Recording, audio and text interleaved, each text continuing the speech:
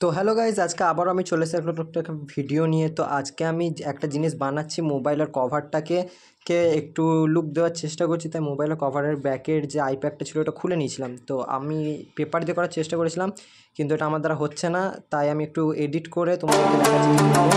ভিডিওটা তোমরা সম্পূর্ণ দেখো, খুবই ভালো লাগবে এই ভিডিওটা।